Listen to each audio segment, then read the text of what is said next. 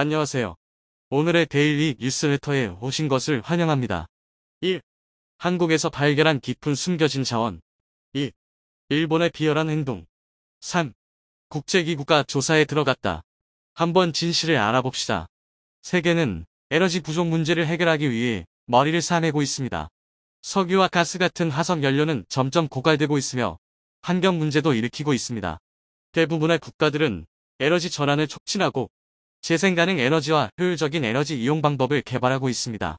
하지만 이 문제는 간단히 해결할 수 있는 것이 아니며 국제적인 협력과 투자가 필요합니다. 이 문제를 해결하지 않으면 우리의 삶과 지구 환경에 치명적인 영향을 미칠 수 있습니다. 울릉도 인근에서 엄청난 양의 석유가 발견되었습니다. 에너지 문제를 단숨에 해결할 수 있어 전 세계에 이목이 집중되었죠.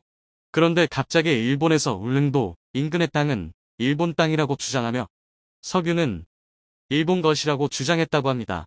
대체 어떻게 된 일일까요? 한국은 흔히 석유가 없는 국가라는 인식이 강한데요. 그런데 알고 보면 17달러년이 넘는 세월 동안 한국은 사실 산유국이었습니다. 한국은 지금까지 동해 가스전에서 천연가스와 초경질유 4,500만 배를 생산했죠. 총 24억 달러의 수입 대체 효과를 누렸으며 사실 한국이 엄청난 산유국일 수도 있다는 희망을 정부에게 안겨주었는데요. 하지만 불행히도 동해 가스전 개발 이후 별다른 소식이 없었습니다. 2023년 들어 산유국 지위도 사라지게 되었습니다. 그동안 석유와 천연가스 공급원이 되어 주었던 동해 가스전이 고갈된 것인데요. 대체 광구 조사가 늦어지고 이와는 반대로 친환경 에너지 사업이 각광받으며 한국은 석유 생산과는 인연이 없어 보였죠. 그러나 최근 울릉도 부근 지역에 엄청난 양의 석유와 천연가스가 매장되어 있다는 것이 밝혀져 이런 걱정이 쓸데없었다는 사실이 드러났습니다. 추정 수치만 따져보면 현재까지 한국이 파낸 4,500만 배를 초과하는 수치라고 하죠. 석유가 발견된 지역은 소위 울릉분지라 불리는 지역으로 동해의 남서쪽에 위치한 이곳은 엄청난 넓이를 자랑합니다. 수심 약 2,000m의 해저 분지로 남북 길이 약 100km, 동서간 길이만 따져보면 150km에 이르는 대규모 지대입니다. 이미 1960년대부터 이 지역에 석유가 묻혀 있었다는 의심은 있었죠. 서울대 조선권 교수가 이끄는 대륙풍 해양물리탐사팀은 이 지역에서 신생대상기 지층 흔적을 발견했습니다. 한국에서 쉽게 볼 수 있는 지층은 아니었죠. 한국의 지층은 고생대 이전의 노년기 지층이 대부분이라 안정적입니다. 그러나 울릉분지 주변은 한반도 지층과 달랐고 보통 신생대 지층은 석유가 잘 나오는 것으로 정평이 나 있었죠. 하지만 어디까지나 과학실험을 통한 추론이었을 뿐 실제 석유가 묻혀 있다는 사실을 알기 위해선 대규모 투자를 통한 실증 실험이 필요했습니다. 그리고 몇십 년이 지나서 추론이 현실이라는 것을 밝혀냅니다. 호주의 유명 자원 및 에너지 대기업 우드사이드 페트롤리엄 우드사이드의 탐사 보고서가 결정적이었죠. 한국석유공사와 공동으로 조사를 한 끝에 드러난 수치는 매우 놀라웠는데요. 배럴로 환산하면 약 7억 배럴, 가스전 한 곳에 매장되어 있는 수치가 지금까지 캐낸 수치에 비해 무려 15배나 더 많은 것으로 조사된 것이죠. 지금 이 수치에 더해 울릉분지 주변의 다른 가스전까지 개발할 수 있다면 7억 배럴 이상의 엄청난 양의 자원을 한 번에 얻게 되는 것이죠. 울릉도는 기름 위에 떠 있는 섬이나 마찬가지라고 할 수 있는데요. 이 소식이 전해지면서 에너지 대란을 겪고 있는 전 세계의 눈이 한국으로 쏠리게 되었습니다. 최근 우크라이나 사태로 인해 에너지 수급의 골머리를 앓던 여러 국가들은 대규모 유전이 한국 앞바다에서 발견되었다는 소식에 부러워했습니다. 현재 세계 여러 국가들은 탈탄소 정책을 내세우며 석유와 석탄 등 탄소 기반 에너지원을 사용하지 않기로 결정하면서 친환경 에너지원을 이용한 산업의 지원을 아끼지 않고 있는데요. 한국도 예외는 아니었죠. 한국 역시 탄소 중립에 힘을 실으며 친환경 에너지 사업에 막대한 돈을 투자하기로 결정. 2050년까지 대한민국 사회에서 석유와 석탄 등 탄소 기반 에너지를 배제하겠다고 선언했습니다. 하지만 이와 같은 장밋빛 기대는 현실과 차이가 있었습니다. 중국에서 시작된 자원 수급 문제는 현대 사회가 얼마나 많이 탄소 에너지에 의존하고 있는지 알 수 있었습니다. 호주로부터 대부분의 석탄을 공급받는 중국이 수입을 중단하면서 에너지를 제대로 수급받지 못한 공장이 대규모 정전 사태를 일으켰고 세계의 공장 소리를 듣던 중국이 멈추면서 자재 수급 대란이 발생했죠. 2022년 뜨거운 감자로 치솟은 우크라이나 전쟁에서도 탄소 에너지는 중요한 문제로 떠오를 만큼 한 나라의 힘을 판단하는 데 있어 석유와 석탄이 얼마나 중요한지 새삼 알 수 있습니다. 우크라이나 전쟁 발발한 이후 뉴욕 증시에서 에너지 가격은 급격하게 치솟았죠. 북해 브렌트유 4월 인도분 선물은 장중 99.5달러까지 치솟으며 2014년 이래로 최고 가격을 달성했습니다.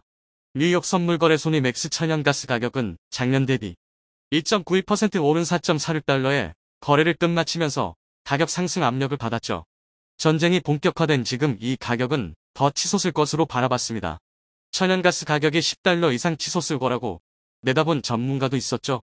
국제에너지기구 IEA는 올해 석유 수요에 대해 폭증할 것이라는 표현을 쓰며 석유 수출국 기구 오펙이 충분하지 못한 석유를 생산함에 따라 공급은 줄어들 것이고 러시아 역시도 정치적 목적으로 석유를 풀지 않을 것이라 예측. 자원전쟁이라고 부를 만큼 심각하게 흘러가고 있었죠. 석유와 천연가스에 많은 의지를 하고 있었던 한국 역시 이 문제의 자유로운 상황은 아니었습니다.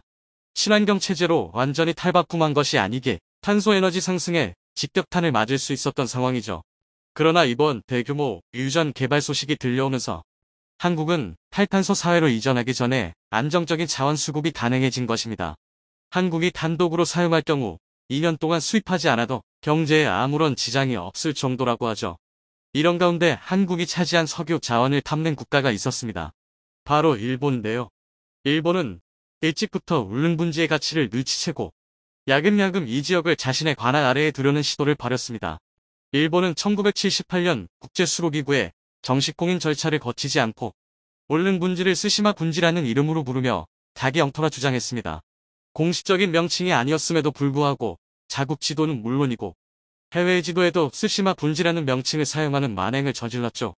지금도 동해를 일본해로 주장하며 전 세계에 로비를 하고 있는 일본이 거기에 그치지 않고 동해 근처에 위치한 울릉분지도 스시마 분지라는 왜곡을 통해 자기 소유라고 주장하는 것이죠. 이를 위해 일본은 차근차근 울릉분지 주변에 탐사선을 보냈고 심지어 울릉분지 주변 가스전 개발에 성공하면서 한국의 신경을 건드렸습니다. 일본 자원개발 기업 인펙스가 시마네현 앞바다에서 시추를 한 것이죠. 자국 인근 바다에서 일본이 개발에 나서는 것은 1990년 이래로 처음입니다. 니가타현 앞바다에서 생산을 시작한 이와후메오키 유전 이후로 무려 30년 만에 있는 일이라고 하는데요. 문제는 이 지역이 울릉분지와 매우 가까운 곳이라는 점입니다. 이렇게 되면 빨대 효과로 인해 울릉분지에 묻힌 엄청난 양의 석유가 일본의 손으로 넘어갈 수 있다는 점인데요. 빨대 효과란 시추를 위해 지질 구조에 압력이 가해지면 원유가 원래 있던 곳에서 다른 곳으로 이동하는 현상을 말합니다. 다시 말해 임팩스4가 개발한 시추공으로 한국 소유의 석유가 흘러들어간다는 소리죠. 이것으로 끝나는 것이 아니라 일본은 지속적으로 탐사선을 보내 한국 일본 사이에 놓여있는 배타적 경제 수역이지를 교묘하게 건드리고 있습니다. 자국 영토에 있는 곳이기에 개발에는 아무런 문제가 없다는 것이 이들의 논리죠. 이런 가운데 한국에서 엄청난 양의 석유 부존 자원을 확인하고 개발을 위해 본격적인 투자에 나선다는 소식을 듣자 일본은 매우 당황할 수밖에 없었다고 합니다.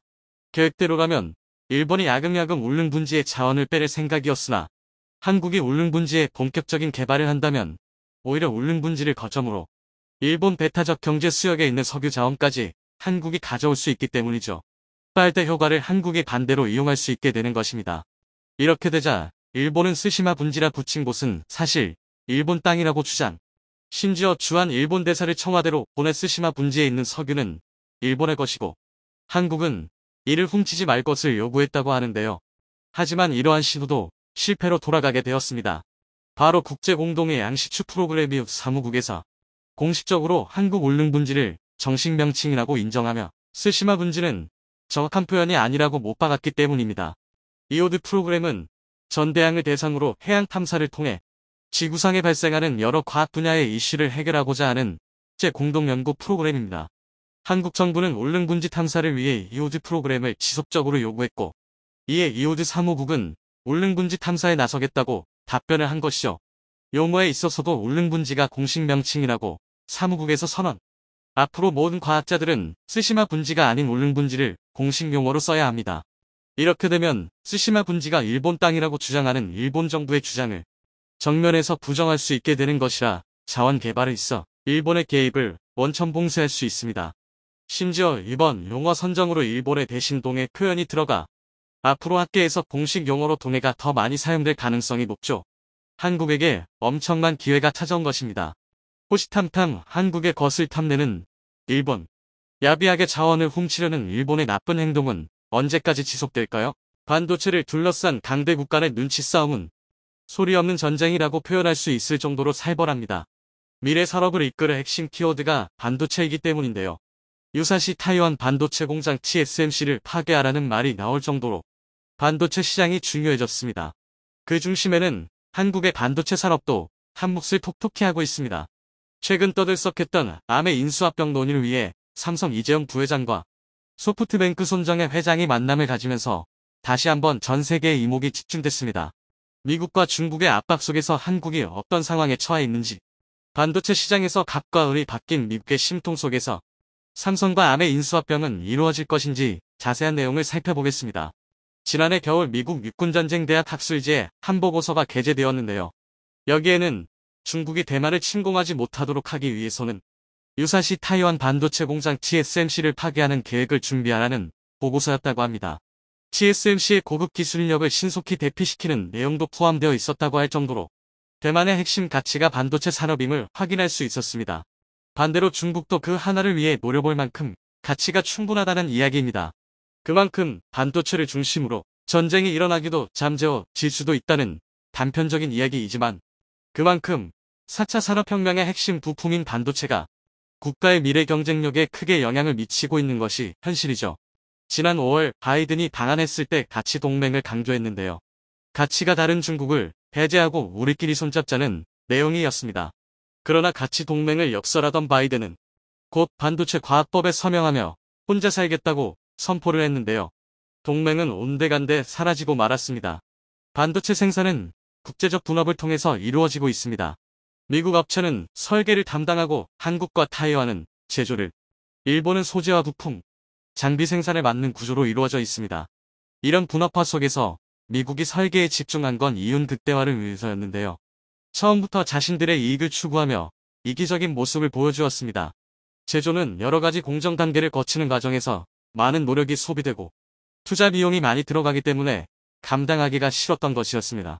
그래 손이 많이 가는 제조는 한국과 대만에 맡기고 우리는 고부가 가치의 설계 쪽에 집중하자라고 생각할 땐 언제고, 이제 우리도 반도체 제조에 나서겠다. 반도체 과학법을 통과시켰습니다. 반도체를 작고 효율적으로 만드는 초미세 공정이 금속히 발전했기 때문에 어찌 보면 갑과 을의 위치가 서서히 바뀌고 있었던 것이죠. 이런 것들을 놓칠 리 없던 미국이었습니다. 초미세 공정을 구축하면 더 고도화된 단계로 갈 수 있고, 반도체 제조 기술은 1년 지나면 2배의 성능을 같은 원가로 낼 수 있다고 하는데요. 이 때문에 반도체 제조에 뛰어드는 것에 갈수록 진입장벽은 높아지고 간극이 커지자 위기의식을 느끼고 있었던 상황입니다. 대만 TSMC는 시스템 반도체 생산량의 50% 이상을, 삼성전자는 디램 생산의 43.5%를 차지하다 보니 실제로 설계업체들이 제조업체에 절대적으로 의존할 수밖에 없게 되었습니다. 설계를 담당하고 있던 미국이 제조 공장에 집착하고 있는 이유입니다. 같은 맥락에서 미국이 삼성과 아메 인수 합병에 대해 불을 켜고 예의주시하고 있는 이유입니다. 제조를 삼성과 TSMC에 의존해야 해서 제조에 뛰어들기 위해 반도체 과학법을 통과시킨 미국과 제조를 담당하고 있지만, 절대적으로 미국 설계에 의존할 수 없는 삼성이 치고 나아가기 위한 눈치 싸움이 계속되고 있는 형국입니다. 아메 모 회사인 소프트뱅크 손정혜 회장의 방안은 미국을 잔뜩 긴장하게 만들 수밖에 없었을 텐데요. 이재용 회장과 손정혜 회장, 르네아스 암 회장 협력 방안이 논의된 것으로 전해지고 있습니다. 여러 각도에서 다양한 범위의 협력 방안을 암과 소프트뱅크가 제시하고 삼성전자가 이를 듣는 자리로 삼성이 주도권을 쥐고 있는 모양새였습니다. 전체적으로 손정혜 회장의 다급함이 묻어나는 방안이었다는 평인데요. 코로나19 사태 이후 일본 도쿄에 머무르다 3년 만에 첫 해외 출장지가 한국이 정도였습니다. 소프트뱅크 재무 상황이 악화되어 손정혜 회장은 금할 수밖에 없는 상황이라고 하는데요. 소프트뱅크는 비전 펀드의 입단 투자 실패로 지난 2분기 창사 이래 분기 기준 최대 적자를 기록했습니다. 또한 우버, 알리바바 등 지분을 매각하고 최근 암주식을 담보로 한 대규모 차입금 유치로 자금 조달에 나서기도 할 정도로 힘든 상황이라고 전해지죠. 반면 삼성의 뜨뜻미지근한 태도에도 이유는 있었습니다. 우선 암의 가치가 고평가됐다는 것입니다. 현재 최대 80조 100조 원까지 거론되고 있으나 실제 가치는 과거에 비해 약화되었다는 여론입니다. 연간 매출이 27억 달러 정도에 불과하고 매출의 5분의 1 정도를 차지하는 암차이나가 최근 사실상 중국 정부로 넘어간 상태이기 때문인데요. 암차이나는 국유화를 선언하고 기술 탈취를 하며 암본사의 결정을 무시했죠. 독자적인 길을 걷고 있는 상태이기 때문에 암차이나의 매출액을 빼면 실제 연간 매출은 훨씬 적습니다. 또한 암이 내세우던 기술 방식의 대체제가 등장해 실제 영향력도 하락한 상태입니다. 주변 국가의 독과점 이슈로 인한 반대와 이런 리스크들을 감수하고 암에 대한 인수를 적극 나설 이유는 없었던 것이었죠. 그러나 삼성전자로서는 메모리 반도체 시장에서 압도적 1위를 유지해왔지만 향후 성장성이나 수익성을 따져봤을 때 시스템 반도체 사업을 서둘러 키워야 하는 상황이기에 어떠한 방식으로든 협력을 이어나갈 것으로 보입니다. 두 회사가 상장 전 일부 지분 인수 및 모바일 AP 협력 등을 우선 논의하는 것으로 봐서도 두 회사 모두 윈윈 할 수 있는 전략을 통해 미국 반도체 시장에 따라올 엄두도 못 내길 바라겠습니다. 삼성전자는 지난 7월 텍사스주에 세제 혜택 신청서를 제출했죠.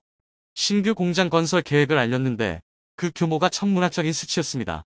테일러의 공장 9곳을 지으며 1,676억 달러들, 오스틴 공장 2곳에는 245억 달러를 투자한다는 뜻을 밝혔습니다. 미국은 삼성이 20년간 2천억 달러, 250조를 투자한다는 계획서를 받아놓고 8월 9일 반도체 과학법을 통과시키며 거하게 뒤통수를 쳤던 것이라 다시 한번 생각해도 화가 안 날 수 없습니다. 삼성뿐 아니라 SK하이닉스도 220억 달러에 이르는 규모의 미국 내 신규 투자 계획을 밝혔습니다. 중국에도 공장을 가동하고 있는 삼성과 SK는 단단히 발목이 잡힌 것이네요. 미국에서 세제 혜택을 받으면 향후 10년간 중국에 설비 투자를 할 수 없다는 조항은 미국의 이기적인 모습을 그대로 담은 것입니다. 결코 어느 한 나라도 배제할 수 없는 미국과 중국 사이에서 고민이 깊어질 수밖에 없는 상황이죠. 그러나 그만큼 미국도 중국도 반도체 시장에서 결코 한국을 배제할 수 없는 상황인 것은 마찬가지입니다. 삼성의 실현의 계절을 보내고 있는 것도 사실입니다. 반도체 업계의 전반적인 불안 전망 속에서 주가는 작년 초 이후 40%가량 급락해 시가총액이 3천억 달러 가까이 증발한 상태일 정도로 어려움을 겪고 있습니다. 삼성의 핵심 동력인 메모리 칩의 수요 약화와 재고 증가에 따른 것이라 분석되고 있죠. 그러나 많은 전문가들은 어려운 상황에서 파운드리에 대한 삼성전자의 야심찬 투자는 장기적으로 순풍이 될 것이라고 분석하고 있습니다. 그런데 이 어려운 시기에도 오히려 칼자루는 우리 기업들이 쥐고 있죠. 암과의 협력을 통해 취약한 부분을 보완하며 몸집을 불리는 것의 선택도 삼성 몫입니다. 또한 미국보다 더 많은 인센티브를 주겠다. 두 팔 벌려 환영하는 삼성의 투자를 못 빠지게 기다리는 여러 나라들도 있는데요. 이런 상황들이 우리가 대미 대중 정책에서도 운신의 폭을 넓힐 수 있는 기회가 될 수 있다는 전망입니다. 반도체 산업의 정치적 속성이 갈수록 커지는 현실은 삼성전자의 위기와 기회를 동시에 제공하고 있다는 것이죠. 이는 우리의 경쟁력이 높아졌기 때문에 가능한 상황입니다. 미국에도 필요하고 중국에도 필요한 우리의 위상이 됐습니다. 3,000톤급 장보고 1번 함인 도산 안창호함이 본격적으로 우리 영해를 지키는 임무에 투입된 사실이 전해졌습니다. 최근 그 도산 안창호함이 세계 최장 자망 기록을 세웠다는 소식이 전해지며 화제가 되었는데요. 도산 안창호함이 국내 기술로 개발한 수소 연료전지 탑재로 세계 최장 자망 성능을 보유할 수 있게 된 사실이 알려지며 잠수함 수출에도 청신호가 켜졌습니다. 한편 미국이 한국의 핵잠수함 보유에 대해 미온적인 태도를 보이자 한국이 재래식 잠수함으로 핵잠수함에 버금가는 3세대 잠수함을 만들어 또 한 번 화제가 됐는데요. 연이어 개발된 신기술로 심지어 핵잠수함 자체가 갖고 있던 한계마저 뛰어넘을 수 있다는 소식에 한국의 3세대 잠수함 사업에 대한 전 세계의 관심이 쏠리고 있습니다. 그와 더불어 최근 국제 분위기상 3세대 잠수함 사업의 이후 방향이 핵잠수함 건조로 추진될 가능성 역시 커지고 있다고 하는데 그 자세한 내용 알아보도록 하겠습니다. 우리 군 최초로 잠수함 발사 탄도미사일 SLBM을 탑재한 3,000톤급 장보고 1번 함인 도산 안창호함이 지난해 취역한 뒤 올해 8월 본격적으로 우리 영해를 지키는 임무에 투입됐습니다. 도산 안창호급은 우리나라 최초의 3,000톤급 잠수함으로 기존의 독일 기술을 도입해 만든 장보고급 손원 1급과는 달리 설계부터 건조 모두 우리 기술로 이루어졌다는 것에 큰 의의가 있습니다. 원자력 추진이 아닌 재래식 방식이지만 공기분유 추진체계 AAP를 탑재해 몇 주 동안 수중 작전을 할 수 있는데요. 최근 도산 안창호함이 세계 최장 자망 기록을 세웠다는 소식이 전해지며 전 세계의 관심이 집중되고 있습니다. 3000톤급 장보고 3매치 1 성능의 핵심은 국내 기술로 개발한 수소 연료 전지가 탑재됐다는 것인데요. 그로 인해 자망 작전 중에도 전력을 생산할 수 있는 시스템을 갖춰 20mm 넘는 세계 최장 자망 성능을 보유할 수 있게 되었죠. 그에 따라 탐지하거나 공격할 수 있는 여유기한도 늘어나 대한민국의 작전 능력이 대폭 향상될 수 있었습니다. 또한 국산 수소 연료전지는 기존의 공기를 사용하는 연료전지보다 효율을 높여 독일 제품보다 성능이 뛰어나다는 평가를 받고 있는데요. 장보고 3배치2에 탑재된 수소와 산소의 양만큼 물속에서 계속 자망하면서 전기를 생산해 추진하거나 배터리를 충전하는 데 사용할 수 있기 때문입니다. 이러한 사실이 전 세계에 알려지면서 잠수함 수출에도 청신호가 켜졌습니다. 최근에는 인도와 호주에서 잠수함용 연료전지가 탑재된 잠수함 건조 문의가 이어지며 해외 시장 진출을 앞두고 있는데요. 친환경 고성능 연료전지 개발로 적에게 노출되지 않고 바닷속에서 오랫동안 작전을 수행할 수 있게 되어 동북아 등 해양 세력의 벼락까지 주도하고 있습니다. 그러나 핵잠수함에 비하면 여전히 그 한계가 극명해 아쉬움이 남습니다. 핵잠수함의 경우 재래식 잠수함에 비해 속도가 3배 이상 빠르고 더욱 은밀하게 기동할 수 있으며 이론적으로 퇴역할 때까지 자망이 가능하기 때문인데요. 최근 한국에서 그 한계를 극복할 수 있는 기술이 연이어 개발되며 분위기가 급반전되고 있습니다. 국방과학연구소에 든 곳은 수소를 잠수함 내에서 직접 생산해 자망 성능을 높일 수 있는 기술을 독자 개발하는 데 성공했습니다. 최근 전력화되고 있는 잠수함은 자망 시간을 최대한 늘리기 위해 고효율 연료전지를 탑재하고 연료 역시 고순도 수소를 사용하는데요. 기존의 잠수함용 연료전지에 쓰던 수소 저장 기술은 수소를 특수한 합금에 흡수시키는 방식으로 비교적 안전하게 수소를 취급할 수 있다는 장점은 있어 잠수함 내부에 설치되는 수소저 장합금의 무게당 저장 효율이 낮고 별도의 수소 충전 시설을 통해서만 충전할 수 있으며 충전 시간이 길다는 단점이 있습니다. 특히나 일정 주기마다 반드시 시설이 설치되어 있는 부두에 정박해야 했기에 은밀함이 가장 큰 무기라 할 수 있는 잠수함에 있어서는 치명적인 단점으로 작용할 수밖에 없었습니다.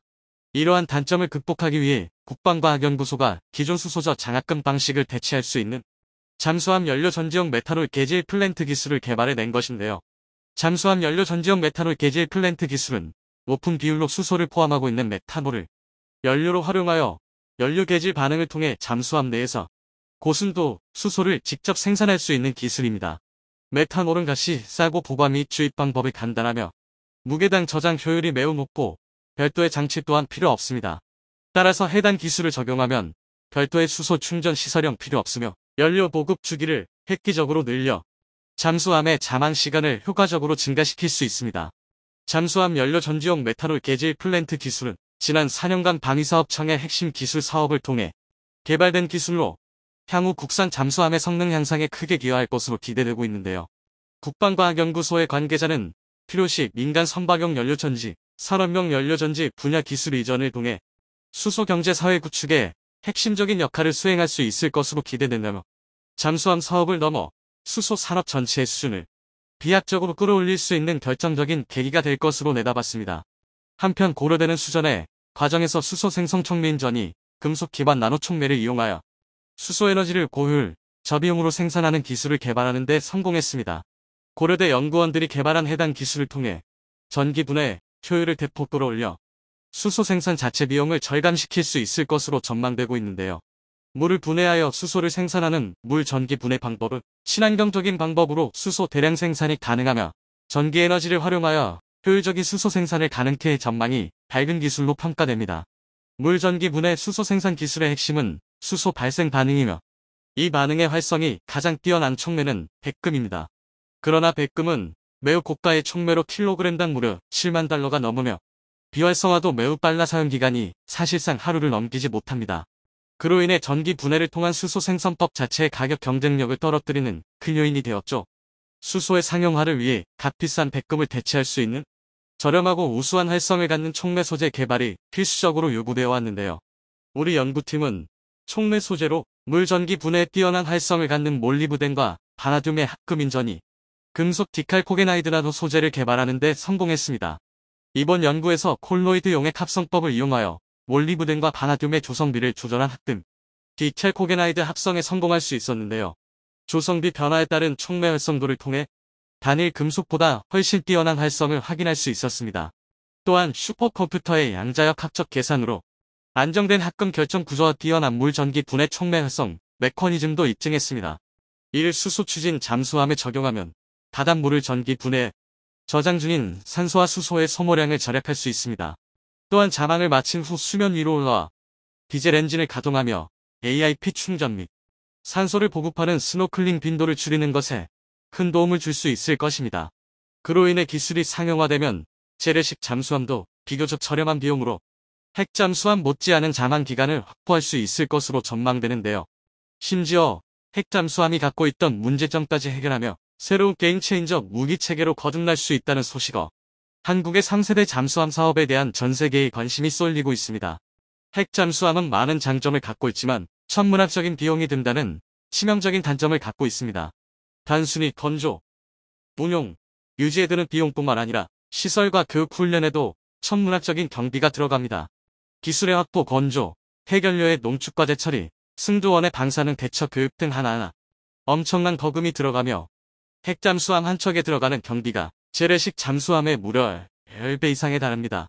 기존 재래식 잠수함에 최근 개발된 기술을 바탕으로 수소 동력을 적용함으로써 모든 문제점을 해결하고 무제한에 가까운 잠항 능력도 얻을 수 있을 것으로 기대되고 있는데요.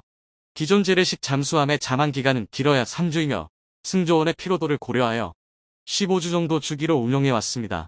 최근 개발된 기술로 스노클링 빈도를 15주에 한 번 정도까지 떨어뜨릴 수 있다면 저렴한 비용으로 핵잠수함을 확보한 것과 비슷한 효용 가치를 얻을 수 있는 것입니다. 우리 군은 장보 고상 사업을 통해 2030년대 초까지 도산 안창호함을 비롯한 배수량 3,000톤, 4,000톤급 이상인 9척의 척의 잠수함을 전력화하는 사업을 추진 중입니다. 이 중 1, 3번 한배치 1은 연료전지식 AIP 추진 체계를, 4, 6번 한배치 2는 리튬이온을 사용하는 개량형으로 건조될 전망이며 4,000톤급으로 추정되는 7, 9번 한배치 3은 아직 추진 방식이 결정되지 않은 상태입니다. 최근 국제 분위기상 3세대 잠수함 사업의 7, 9번 한배치 3이 핵잠수함으로 추진될 가능성이 커지고 있다고 하는데요. 그동안의 관행으로 볼 때 핵잠수함에 관한 연구 개발은 이미 많은 진척이 되었다고 추정할 수 있습니다.